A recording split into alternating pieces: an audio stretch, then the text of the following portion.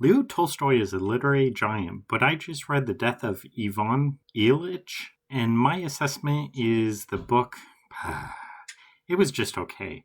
Now, I did read 200 pages of War and Peace back in high school, and I generally like Russian writers who tend to have a lot of characters, a lot of words, and in the end, everyone dies, rendering the entire story pointless. And I'm fine with that. In fact, I have a higher degree of tolerance for Russian writers writing wordy, boring books than I do for British or American authors writing wordy, boring books. Something about Russian writers appeals to me. I was a bit hopeful about the book being a novella, some 50 to 75 pages, which means it's not a 1,000-page epic slog like War and Peace. I was able to read the whole thing within probably 7 sittings, which is pretty good for me as a slow reader. On the positive front, Tolstoy captures the raw dread of dying rather than romanticizing it.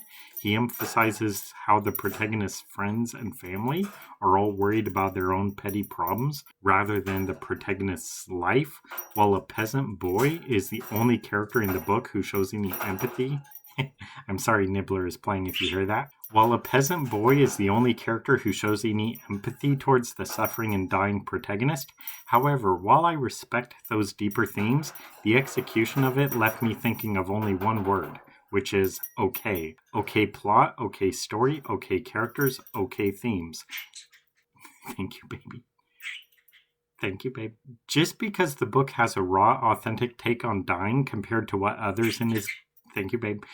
What others in his day tended to write, that doesn't make it a necessarily entertaining, insightful read for me today, which I place higher in importance over a book's place in history or the annals of literature. Am I missing anything here, or is the story simply overhyped?